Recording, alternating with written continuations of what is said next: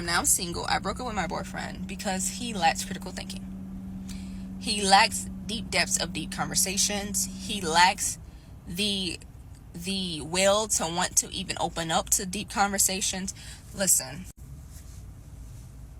when you're dating somebody, before you invest in that person, make sure, like, even if y'all say y'all views align, make sure you understand in depth their philosophical views, their political views, and how they move around life, their morality views. Because that will tell you how far you should go with this person, if you should invest in that person, how they communicate, how they move, and where they level are in emotional intelligence. Are they low on the emotional intelligence, or are they high on the emotional intelligence? Okay? And I didn't fully do that, which is a problem. And I talked to him like, hey, I want to have us to have more open discussions. Like, we have a lot of surface level discussions. I don't like that. My brain is not fixed for that. I need deep level. I need to be fed brain wise as well as heart. Like the heart, what you cannot have a deep conversation with your partner about anything, even fucking space. Something's wrong, bro. Like, I can't. Me personally, I can't do that. And when I brought that up, space, I don't understand how he got so offensive, so like aggressive almost. Oh, you're barking up the wrong tree, this and that. And I'm like, bro, what did I like do? I think as a partner, you have a right to know if you want to spend time with this person, you have a right to know how their mind work, how their views are. Cause that, like, literally, that would determine if they're worthy or not. Seriously. And what are these people talking about? You know, I'm still honestly still trying to figure out what it means to find somebody that is emotionally intelligent. I almost think that that's just a made up term. And as a person that has been successfully married for well over 21 years, I'm trying to figure out how deep do y'all want to go? Honestly, because when you really get into the throes of a relationship, of a marriage, if you've been with a person for an extended period of time, you'll realize that none of that little silly junk matters. None of this stuff that y'all talking about is relevant. None of this talking about space and I need to be a space cadet. Listen, man, that is whack, that is tired, that is old. And I'm going to be honest with y'all, I really don't even think that y'all as deep as y'all think y'all are. I really don't. These space cadets, these people that think, oh man, I broke up with him. I'm honestly questioning whether she is the one that broke up with him or if he is the one that broke up with her. Because you're never going to convince me that you didn't know who he was before he became your boyfriend. So you was with this person for all of this time, but you're just now realizing that he isn't deep on the same level as you, and that is the breaking point for whether or not y'all still wanted to be together. Get out of here, bro. That is so whack. That's such a lie. You're not going to convince me that that's why people break up.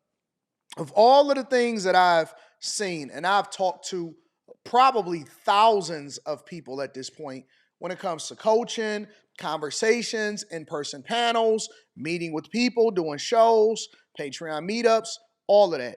The one thing that I've never ever heard of in my entire life is that somebody broke up with somebody because they wasn't deep enough. Now, maybe they broke up with a person because they didn't feel like they went deep enough. You know what I'm saying? And I don't even think, I've never heard of nobody breaking up over that either. I've heard people get mad and start to highlight how they didn't necessarily care for the sexual experience because of other things that they decided to divest themselves with in the relationship. But if a lot of guys, it's so funny. This is a conversation for broke people. And I don't really like to highlight that on this channel because I could talk my talk on the Millionaire Morning Show more effectively. This conversation that she's having right now is a conversation for broke people. Broke people have a whole lot of time to sit up under each other and have these conversations. People that are productive, people that have stuff going on in their life, they moving, they shaking, they doing things, they making stuff happen.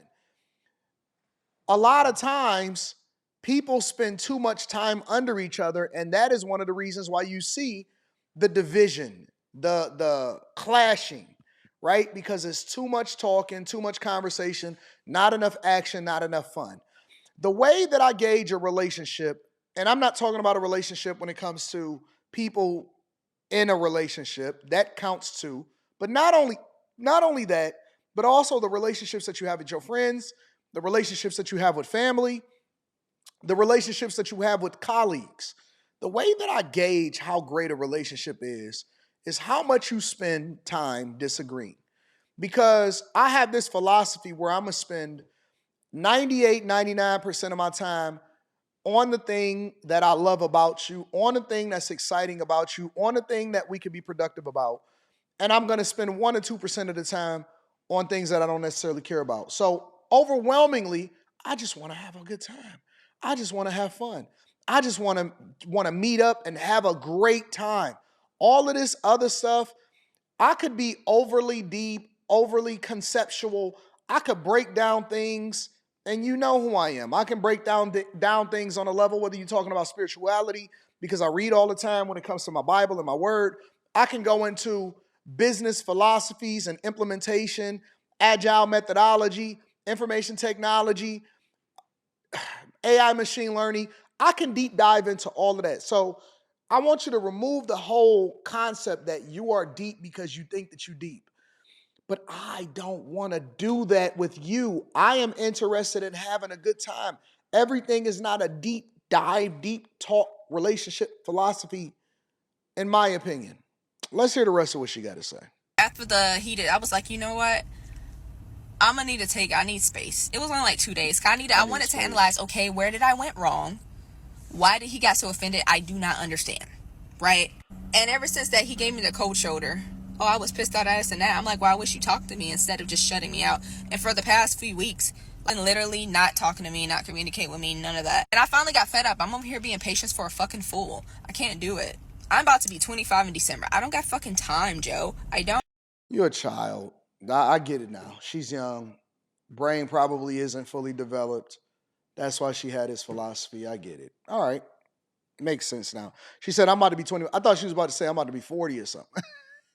The way she talking, she like she'd have been, I'm about to be 25.